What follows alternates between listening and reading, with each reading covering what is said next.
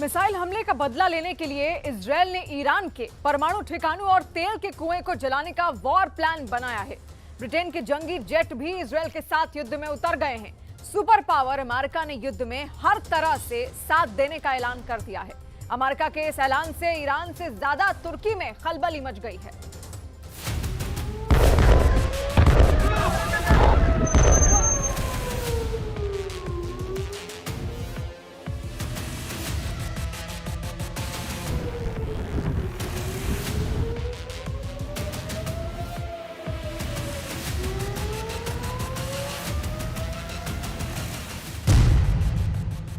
Israel ने नसरल्ला को मारा तो युद्ध में ईरान आया।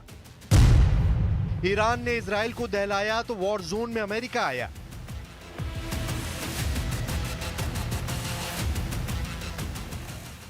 अमेरिका के युद्ध में आते ही क्या पुतिन ने खाड़ी में दी दस्तक।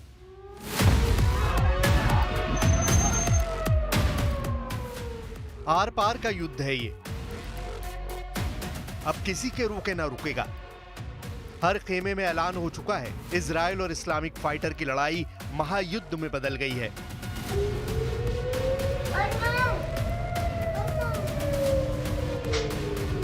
भीषण हमले शुरू हो चुके हैं। हाइपरसोनिक मिसाइल फट रही हैं।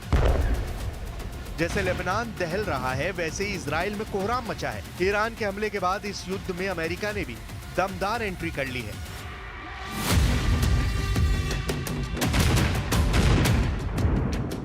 तुर्की भी इजराइल के खिलाफ मोर्चा खोल चुका है। मतलब ये कि महायुद्ध में अब महाशक्तियों के हथियारों की टक्कर शुरू होगी।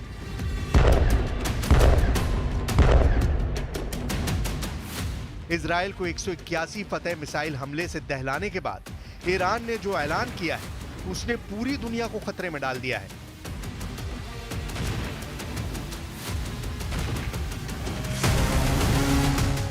ईरान के सुप्रीम लीडर अली खामनेई ने अमेरिका को सीधी चुनौती देते हुए खाड़ी मुल्कों से फौरन रफा दफा होने का फरमान सुनाया है। इजराइल पर हमले का जश्न जिस तरह से ईरान समर्थित लड़ाके मना रहे हैं, उससे सुपर पावर अमेरिका बौखलाया हुआ है। ईरान ने इजराइल पर मिसाइल स्ट्राइक को सिर्फ ट्रेलर कहकर आगे की तबाही से अलर्ट भी कर दिया है।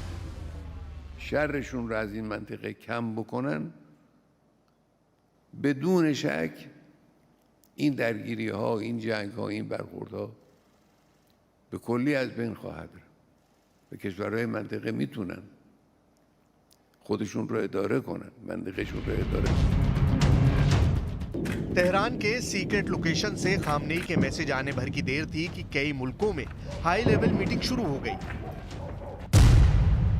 प्रेसिडेंट जो बाइडेन ने व्हाइट हाउस के रूजवेल्ट रूम से हाई लेवल मीटिंग बुलाकर इजराइल को फुल सपोर्ट का ऐलान किया है। प्रेसिडेंट बाइडेन ने इजराइल पर हुए हमले की कीमत तेहरान से वसूलने की धमकी देने के साथ खाड़ी के सभी यूएस बेस पर हाई अलर्ट कर दिया है। इजराइल के साथ मिलकर अमेरिका खाड़ी में नए वॉर प्लान पर जल्द एक्शन ले सकता है। Word fog of war was invented for a situation like this. This is a fluid situation. We will consult with the Israelis on next steps in terms of the response and how to deal with what Iran has just done, and we will continue to monitor for further threats and attacks from Iran and its proxies. America के open ऐलान के बाद भी Iran में जश्न का दौर जारी है। ईरान की सड़कों पर बैनर पोस्टर में युद्ध के लिए रेडी होने की धमकी दी जा रही है। मायने ये कि अब ईरान अपने सभी हिसाब चुकाने के मूड में है। लेकिन सुपर पावर से ईरान कितने दिन युद्ध कर पाएगा? अमेरिका के हथियारों की काट ईरान कहां से लाएगा? क्या ईरान अरब देशों के दम से अमेरिका इजराइल से युद्ध जीतने का भ्रम तो नहीं पाल रहा?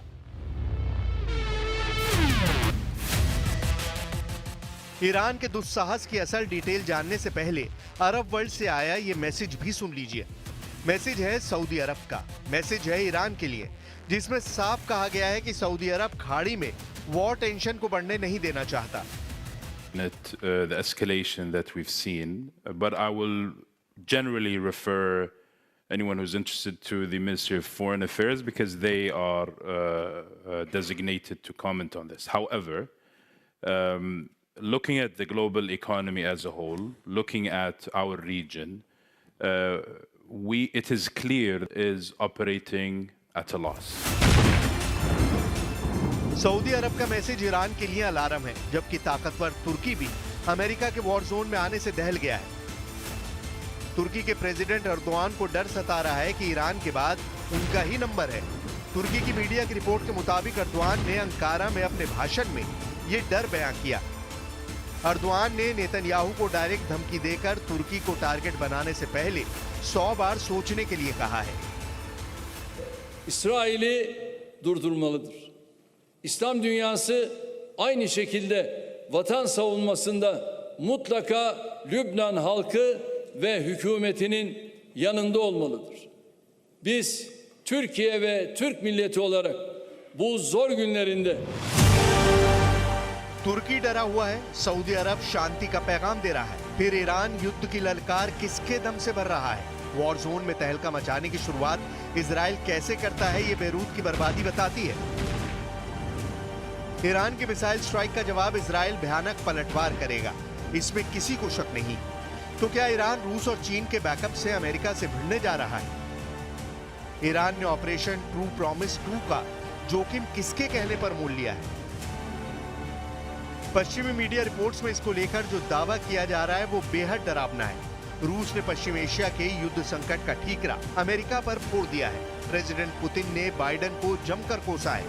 रूस के विदेश मंत्रालय की प्रवक्ता मारिया ज़खारोवा ने टेलीग्राम पोस्ट में दावा किया, पश्चिम एशिया में बाइडेन पूरी तरह विफल रहे हैं, खूनी संघर्ष बढ़ता जा रहा है। ये व्हाइट हाउस की समझ से बाहर है। अमेरिका सिर्फ बयान से संकटों को हल करने में लगा है, जो उसके बस का नहीं।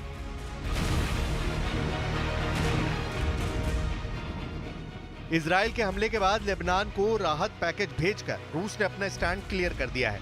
खाड़ी युद्ध में फिलहाल रूस ईरान खेमे में है। चीन पहले ही ईरान को सैटेलाइट डील करके मदद पहुंचा रहा है, लेकिन वॉर जोन में ये दोनों देश ईरान के साथ उतरेंगे इसकी कोई गारंटी नहीं है, खासकर चीन। उधर अमेरिका तय कर चुका है कि अब की बार ईरान का पक्का इलाज करेगा। ईरान को घुटनों पर लाने में अमेरिका और इजराइल को ज्यादा जोर भी नहीं लगाना पड़ेगा। अमेरिका इजराइल को हर तरह से मदद पहुंचाता है। हमास पर बरस रहे मिसाइल हों, हिजबुल्लाह के अड्डे पर फट रहे रॉकेट हों, या फिर हूती विद्रोहियों को दहला रहे जंगी जेट, ये सभी हथियार मेड इन अमेरिका हैं। इजराइल सुपर पावर के दम पर सभी दुश्मनों से अकेले लड़ रहा है। ऐसे में ईरान ने अगर इजराइल में घुसकर हमले की हिमाकत दिखाई तो अमेरिका को ईरान को सबक सिखाने में वक्त नहीं लगेगा। अमेरिका के 100 सैन्य अड्डे खाड़ी के देशों में हैं, जहां करीब 40,000 जवान तैनात हैं। बहरीन में मौजूद ईसा एयरबेस को अमेरिकी वायुसेना संचालित करती है। बहरीन में अमेरिका का बड़ा मिलिट्री बेस भी मौजूद है। बहरीन में नेवल फोर्सेस सेंट्रल कमांड और अमेरिकी नौसेना के 5वें बेड़े का मुख्यालय भी है। इसके अलावा भी अमेरिका के Kuwait, Oman, Iraq, Jordan, Philippines, Qatar, Saudi Arab, Seychelles, Syria, Thailand और संयुक्त अरब अमीरात में सैन्य अड्डे मौजूद हैं। अमेरिका के जंगी बेड़े चलते फिरते परमाणु गोदाम है। यूएस नेवी के एयरक्राफ्ट कैरियर ऐसे न्यूक्लियर हथियारों से लैस रहते हैं जो किसी भी देश को पल भर में परमाणु धमाके का एहसास करा सकते हैं। अमेरिका के एटमी हमले का जवाब देने की ताकत फिलहाल ईरान के पास नहीं है। चीन जैसे मौकापरस्त दोस्त से ईरान को एटमी हथियार हासिल करने की हसरत कभी पूरी नहीं हो सकती। बचे पुतिन तो वो इस युद्ध के गेम चेंजर साबित हो सकते हैं, जिन्हें दुनिया मोस्ट पावरफुल लीडर कहती है।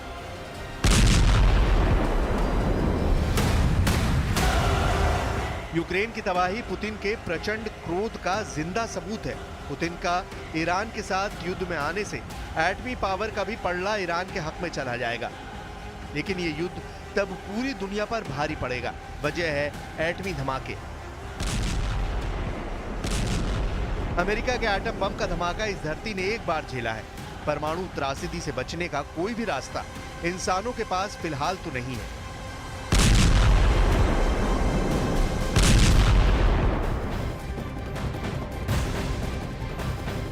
बड़ी खबर इस वक्त आपको बता दें, हिजबुल्लाह के खिलाफ ग्राउंड ऑपरेशन में इजरायल ने पहले ही दिन 8 सैनिकों को खो दिया है।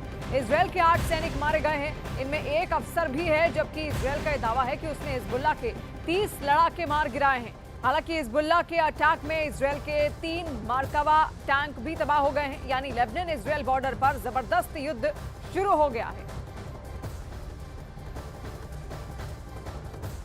ईरान और हिजबुल्लाह के खिलाफ क्या इजरायल ये युद्ध जीतेगा या फिर हारेगा? इन सवालों ने नेतन्याहू को तब परेशान कर दिया है और इस वक्त इजरायल के 1 लाख सैनिक लेबनान बॉर्डर पर खड़े हैं और पहले ही हमले में हिजबुल्लाह ने बड़ा झटका दे दिया है।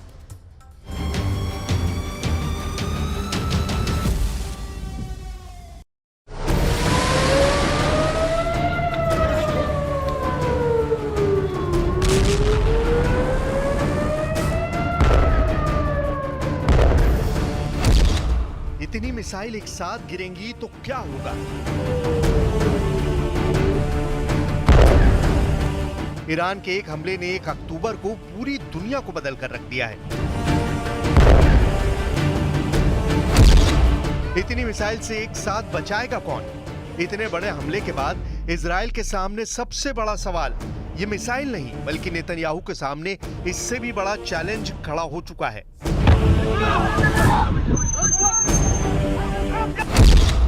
दक्षिण लेबनान में शुरू हुआ इजराइल का ग्राउंड ऑपरेशन शुरू होने के साथ ही फंस चुका है। हिजबुल्लाह ने बॉर्डर पार करने वाली इजराइल की कमांडो यूनिट पर बड़ा हमला किया और उसको खदेड़ दिया। मीडिया में ऐसा दावा किया जा रहा है कि इजराइल का ग्राउंड ऑपरेशन पहले दिन फेल हो गया है। इसमें कोई शक नहीं कि लेबनान इजराइल बॉर्डर पर बड़ी लड़ाई शुरू हो चुकी है। हिजबुल्लाह को जड़ से खत्म करने वाला ऑपरेशन इजराइल ने लॉन्च किया, इसका वीडियो भी भेजा। लेकिन जब ईरान 1 अक्टूबर को इजराइल के मिलिट्री बेस पर मिसाइल दाग रहा था, तब लेबनान इजराइल बॉर्डर पर एक बहुत ही खतरनाक ऑपरेशन जारी था। हिजबुल्लाह का दावा है कि उसने इजरायली कमांडो को ओदेसा और कफार किला के इलाके में बड़ी टक्कर दी है। उसके कई कमांडो मारे गए हैं, कई घायल हुए हैं। पॉइंट ब्लैंक रेंज से भी हमले का दावा किया गया है। एक तरफ नेतन्याहू का लेबनान के खिलाफ ग्राउंड ऑपरेशन है तो दूसरी तरफ ईरान की तरफ से इजराइल पर मिसाइल अटैक। इजराइल इस वक्त बहुत ज्यादा प्रेशर में है। इजराइल को तेहरान को भी जवाब देना है और लेबनान में भी ऑपरेशन करना है। नेतन्याहू इस वक्त कई मोर्चों पर घिर चुके हैं। इस खबर से बाइडेन बहुत ज्यादा बेचैन है और आगे इस युद्ध का अंजाम क्या होगा, इसे लेकर मॉस्को में बैठे व्लादिमीर पुतिन भी टेंशन में है। इस वक्त दुनिया में 4 पावर सेंटर तैयार हो चुके हैं जो इस युद्ध का फैसला करेंगे। वॉशिंगटन डीसी में व्हाइट हाउस, क्या अमेरिका इजराइल की मदद के लिए डायरेक्ट इस युद्ध में कूदेगा? इजराइल की राजधानी तेल अवीव में क्या फैसला होने वाला है? तीसरा शहर ईरान की राजधानी तेहरान, जहां सुप्रीम लीडर अली खामनेई का वॉर रूम बड़े फैसले ले सकता है। और चौथा शहर है रूस की कैपिटल मॉस्को, जहां से अब सिर्फ यूक्रेन नहीं बल्कि ईरान इजराइल के मोर्चे को भी मैसेज पहुंचाया जा सकता है। इस वक्त पूरा पश्चिम एशिया महायुद्ध के जलते हुए तवे पर बैठा हुआ है। नीचे आग सुलग रही है। बम, मिसाइलों और ड्रोन के हमलों से इस बार ऐसी तबाही की गारंटी दी जा रही है कि तेल अवीव से लेकर तेहरान तक दहशत फैली हुई है। ईरान के हमले के बाद अब गेंद इजराइल के पाले में है और नेतन्याहू लगातार मीटिंग करके पूछ रहे हैं कि ईरान को कैसे जवाब दिया जाए, हिजबुल्लाह को कैसे खत्म किया जाए।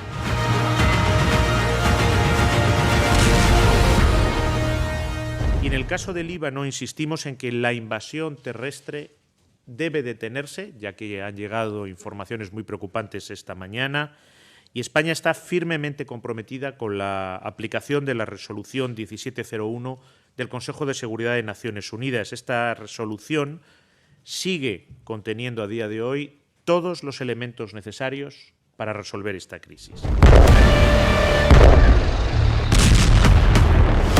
2024 में सितंबर का महीना पश्चिम एशिया में नई आग लेकर आया, जब बेरूत में हिजबुल्लाह चीफ हसन नसरल्लाह को इजराइल ने एयर स्ट्राइक में खत्म कर दिया। इसके बाद 1 अक्टूबर को ही ईरान ने इजराइल पर हमला कर दिया। सवाल है कि क्या इसी महीने अमेरिका और रूस भी इस युद्ध में कूदेंगे और महायुद्ध शुरू हो जाएगा? इस वक्त ईरान और इजराइल 2 कैंपों में बटे हुए हैं। इसे महाशक्तियों की टक्कर कहा जा सकता है। एक तरफ अमेरिका है तो दूसरी तरफ रूस है और यही दुनिया का सबसे बड़ा खौफ भी है, क्योंकि अमेरिका इजराइल के साथ है और रूस ईरान के साथ। ये चारों ताकत ऐसी हैं कि इनकी टक्कर वर्ल्ड वॉर की वजह बन सकती है। अमेरिका ने इजराइल को गोले बारूद की सप्लाई पिछले कुछ महीनों में तेज की है। बंकर बस्टर से लेकर हर तरह का बम इजराइल को सप्लाई किया गया है।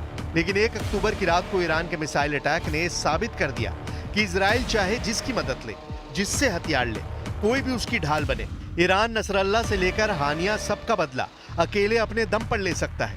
अब सब कुछ नेतन्याहू के वॉर रूम पर निर्भर करता है। वो क्या फैसले लेंगे? क्या इजराइल कुछ बड़ा करने की सोच रहा है? क्योंकि इजराइल के सामने चुनौती सिर्फ ईरान नहीं बल्कि 4 मैदान है जहां युद्ध एक्टिव मोड में चल रहा है। पहला फ्रंट गजा है जहां इजराइल हमास से लड़ रहा है। दूसरा फ्रंट लेबनान है जहां इजराइल हिजबुल्लाह से लड़ रहा है। तीसरा फ्रंट यमन है जहां इजराइल हूती के अड्डों पर बमबारी कर चुका है। अब चौथा फ्रंट इराक बन सकता है क्योंकि इराक में ईरान के समर्थन वाला मिलिशिया गुट हशद अल शाबी भी एक्टिव हो गया है। जब ईरान की मिसाइल इजराइल पर गिर रही थी तभी यमन में भी हूती अपनी कुद्स 5 मिसाइल इजराइल पर फायर कर रहे थे। إن القوات المسلحة اليمنية تبارك عملية الوعد الصادق الإيرانية الثانية ضد العدو الإسرائيلي وتؤكد استعدادها للمشاركة في أي عمليات عسكرية مشتركة ضد العدو الإسرائيلي انتصارا للشعبين الفلسطيني واللبناني وردا على أي عدوان إسرائيلي يطال جبهات الإسناد. मोर्चे बढ़ने से इजराइल के ग्राउंड ऑपरेशन की कामयाबी पर सवाल उठने लगे हैं। 1 अक्टूबर की रात ईरान के मिसाइल अटैक ने इजराइल के ग्राउंड ऑपरेशन को मुश्किल में डाल दिया है। अमेरिका को भी खतरा है कि इजराइल का हाल फिर वर्ष 2000 और 2006 जैसा ना हो। अमेरिका पहले भी कह चुका है कि वो नहीं चाहता कि गाजा के अलावा इजराइल किसी दूसरे फ्रंट पर लड़ने के लिए मजबूर हो जाए। Well, I think it's certainly not very realistic because that was the claim in 2006 with the other war on Hezbollah in the south of Lebanon, and it took almost a month to get ceasefire and end of the aggression on both sides. So I think it's going to take a long time, particularly that ground invasion will involve element of Hezbollah who are very well trained in guerrilla warfare. 2006 में Hezbollah इतना मजबूत नहीं था, लेकिन उसने अपने दम पर इजराइल को सीज फायर के लिए मजबूर कर दिया था। यही वजह है कि इजराइल अमेरिका से इस बार भी पूरा बैकअप चाहता है। नेतन्याहू लेबनान में घुसकर हिजबुल्ला को कोने कोने से खत्म करना चाहते हैं। इसे आप नेतन्याहू का ऑपरेशन ऑल आउट भी कह सकते हैं। लेकिन इससे पहले ही ईरान ने कर दी इजराइल पर सर्जिकल मिसाइल स्ट्राइक। सवाल ये भी है कि क्या इजराइल हिजबुल्ला के खिलाफ युद्ध को इतनी आसानी से जीत सकता है, जबकि इससे पहले वो 2 बार फेल हो चुका है। Israel is triumphant with the success of its assassination of Nasrallah and the entirety of the senior leadership of Hezbollah. So I think that has given it impetus to carry on with what it thinks could be the elimination of Hezbollah, which is almost impossible. Iran के missile attack के बाद अब Israel की मदद के लिए America काफी दबाव में है। वो इजराइल के आसपास अड्डों पर फौज और फाइटर जेट की तैनाती बढ़ा रहा है। इस वक्त पूरे पश्चिम एशिया में अमेरिका के 40,000 सैनिक पहले से ही तैनात हैं। इराक से लेकर सऊदी अरब और कतर से लेकर कुवैत तक अमेरिका के कई सैन्य अड्डे हैं, जहां पर उसके सैकड़ों फाइटर जेट भी तैनात हैं। लेकिन हिजबुल्ला और इजराइल की लड़ाई बॉर्डर पर हो रही है और वहां इजराइल को कामयाबी के लिए कुछ नया सोचना होगा, क्योंकि अब हमला चारों तरफ से हो रहा है और इजराइल के पास अमेरिका की गारंटी ही सबसे बड़ी ताकत बची है।